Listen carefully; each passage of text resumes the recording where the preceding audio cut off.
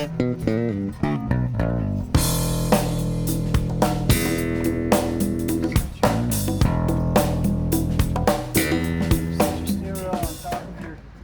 of your level. It gives you a 1 inch here, and then that makes the top between 36 and 38, which is code. That's why we put it up on a level, is that 1 inch. Okay. Now this particular one, say you don't have a deck down here to set this post on, it's just landscaping, you put your post here. Okay, right, 1 inch in or 1.25 inches in from the nosing, just like the rest of the deck basically. Same on the top, 1.25 inches back on that post. Take a clamp,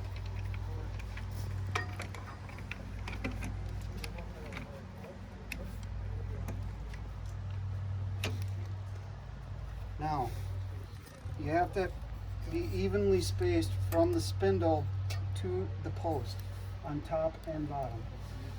This spindle is past the post a little bit, so I want to bring it up to right there so it's flush. This one is flush.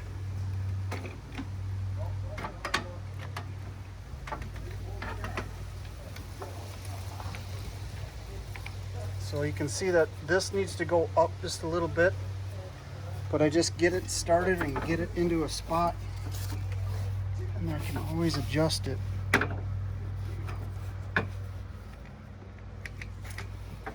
then you make the top the same.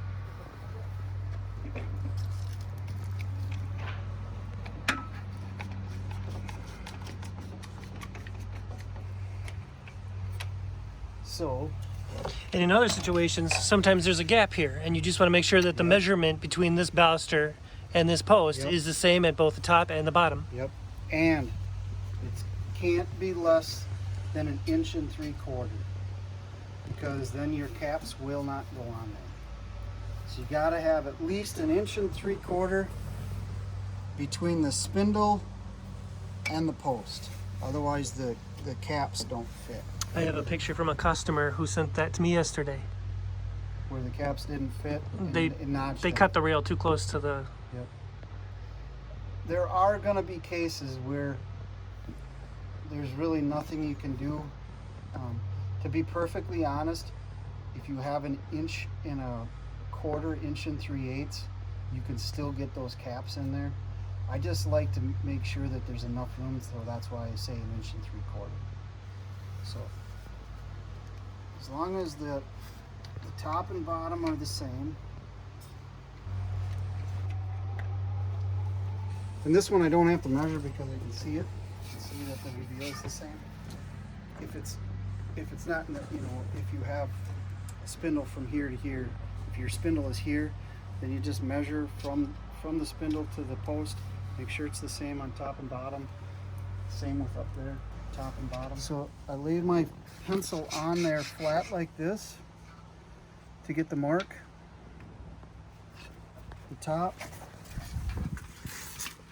and the bottom. So there's my mark on the top and bottom. Mark the top, and then you mark the bottom. And those are your cut lines on this. And then before you take this off, put your brackets on. Put your bracket on here, right? And you check underneath to make sure it's going to sit in there. Where this is going to sit in here. So I get it set. And then I take my pencil and I mark the top of it.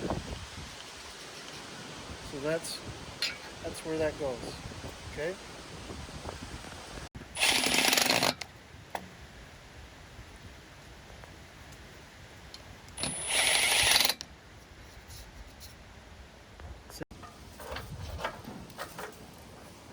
Just look underneath to make sure it's going to sit in there.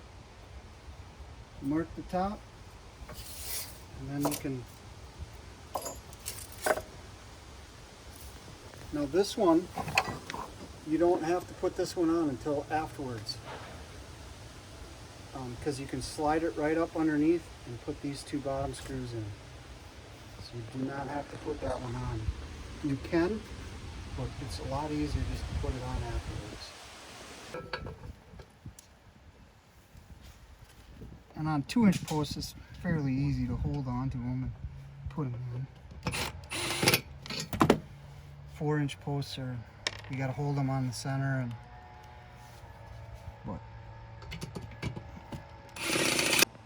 on the stairs, when this was up here, we marked the top with pencil. Okay, so the top you cut at that angle. So this was my pencil line, cut it at that angle. This is my pencil line, cut it at that angle. On the bottom, you cut them square. This was my line on the bottom at that angle. You go to the short point, just cut it square. Same with that. The angle is down, just cut it square off at the short point. And it sits right in this bottom bracket. Sits right in the bottom bracket, just like that.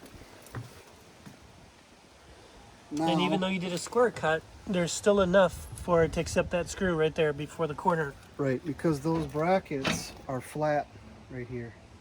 That's why you square cut from the short point down, because it's flat right here. Now the other thing you got to be careful of is when you put your screws in, you always start at the bottom. You got to make sure that you have enough room right here to put that cap in. So you want to make sure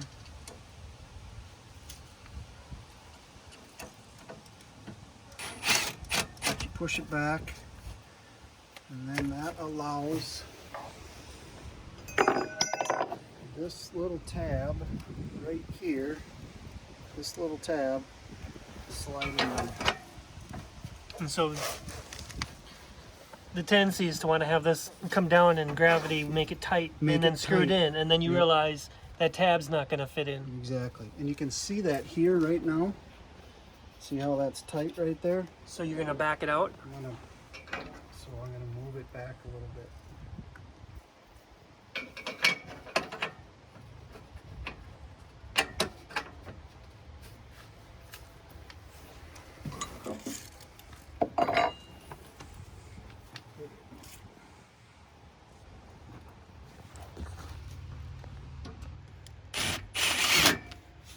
And that allows that to have enough room. That just slide in there. And this is where I'm saying you got to have an inch and at least an inch and a quarter. I like to go an inch and 3/4, otherwise this won't go in there. Same with on the top. So I'll screw it in there first.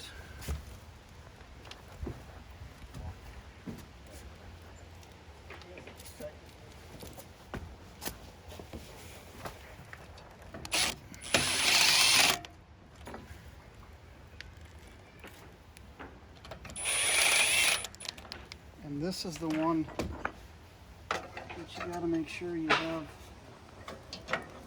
enough room for sure. Sticks.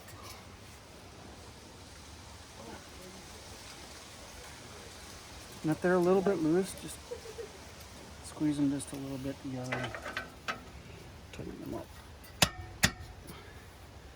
This is where you got to have your inch and 3/4 because of this one at the top. Not so much the one on the bottom, but this one at the top. So right there. It's the same concept as a crossover.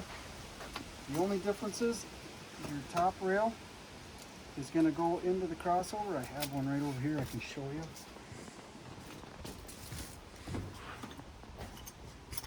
Here's a crossover for a long set of stairs. You're going to have a mid post I'm going to put this on here just like this. This top one, you're going to mark in the middle. Okay. And So instead of marking on the outside Yep. of the post, you want to mark it to the middle of the Yep. crossover. The bottom stays the same. This one comes all the way to here. So you want to mark it to the middle. Okay. And then it slides right in there. Same, and the railing is fully assembled and just like this. There's no difference with the crossover except for the length of the top rail. Yep.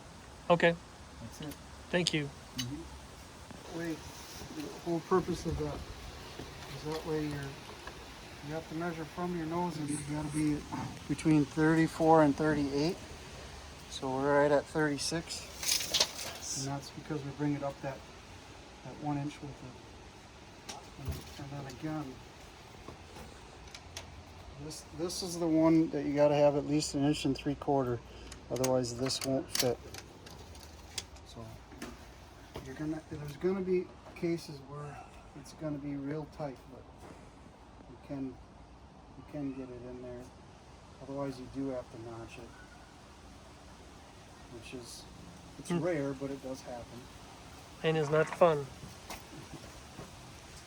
So Thank you.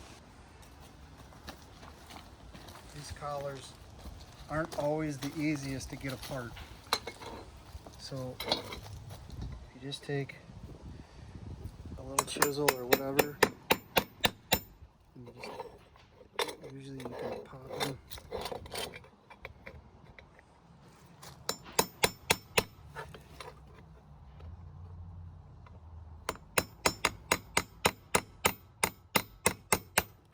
Pop them apart with like that.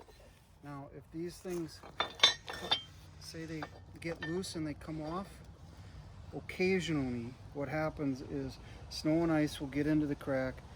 It'll melt in there. It'll freeze up, and this will expand just enough to loosen this up.